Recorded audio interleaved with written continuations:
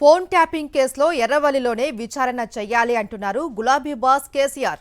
లేదు హైదరాబాద్లోనే విచారిస్తాం అంటుంది సిట్. అందుకు కారణాలు చెప్తోంది. మరి బీఆర్ఎస్ నెక్స్ట్ స్టెప్ ఏంటి? కేసీఆర్ నందినగర్కు వస్తారా లేక నోటీసులపై కోర్టుకు వెళ్తారా? ఫోన్ ట్యాపింగ్ కేసును దర్యాప్తు చేస్తున్న సిట్ మాజీ సీఎం బీఆర్ఎస్ అధినేత కేసీఆర్ కు మరోసారి నోటీసులు జారీ చేసింది. శుక్రవారం రాత్రి నందినగర్ నివాసానికి వెళ్లిన అధికారులు ఇంట్లో ఎవరూ లేకపోవడంతో గోడకు వాటిని అతికించారు.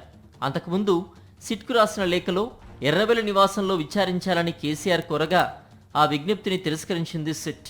నందినగర్లోనే ఆదివారం మధ్యాహ్నం 3 గంటలకు ప్రారంభిస్తామని ఆ నోటీసులో స్పష్టం చేశారు. సిఆర్పిసి సెక్షన్ 160 కింద వీటిని జారీ చేసింది సిట్. తొలిసారిగా గురువారం ఇచ్చిన నోటీసులకు స్పందించిన కేసీఆర్ విచారణ వాయిదా వేయాలని కోరగా దీనిపై న్యాయ నిపుణుల్ని సంప్రదించిన సిట్ అధికారులు తాజాగా మరోసారి నోటీసులు ఇచ్చారు.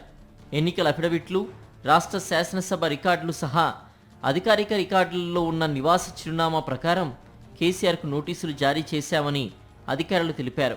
కేసీఆర్ వయసును పరిగణలోకి తీసుకుని అలాగే సిఆర్పిసి సెక్షన్ 160లోని నిబంధనల ప్రకారం అధికారిక రికార్డుల్లో ఉన్న నివాస చిరునామాలోనే విచారణ నిర్వహిస్తామని వెల్లడించారు. విచారణ సందర్భంగా అనేక సున్నిత ఎలక్ట్రానిక్, భౌతిక రికార్డుల పరిశీలన అవసరమని, వాటిని ఎర్రవల్లికి తరలించడం కష్టం కాబట్టి తప్పనిసరిగా హైదరాబాద్ నివాసంలో విచారణకు అందుబాటులో ఉండాలని ఆ నోటీసులో పేర్కొంది సిట్.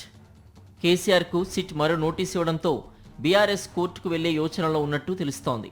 విచారణకు సహకరించేందుకు రెడీ అని, అయితే ఆ విచారణ ఎర్రవల్లిలోనే జరగాలని బీఆర్ఎస్ వర్గాలు చెప్తున్నాయి. ప్రస్తుతం కేసీఆర్ నందినగర్లో ఉండట్లేదని, ఆయన పర్మనెంట్ రెసిడెన్సీ అడ్రస్ ఎర్రవల్లి అనేది బీఆర్ఎస్ వర్షన్. ఇప్పటికే ఈ అంశంపై పార్టీ ముఖ్య నేతలతో కేసీఆర్ కూడా చర్చించినట్టు తెలుస్తోంది. సో ఓవరాల్గా కేసీఆర్కు సిట్ నోటీసులు ఇవ్వడం, వాటికి ఆయన రిప్లై ఇవ్వడం, ఆ తర్వాత సిట్ మళ్ళీ నోటీసులు జారీ చేయడంతో సిట్ సిరీస్లో హీట్ కొనసాగుతూనే ఉంది. షెడ్యూల్ ప్రకారం ఆదివారం విచారణ ఉన్న నేపథ్యంలో కేసీఆర్ నందినగర్కు వస్తారా లేక సిట్ ఎర్రవల్లికి వెళ్తుందా అనేది ఆసక్తికరంగా మారింది.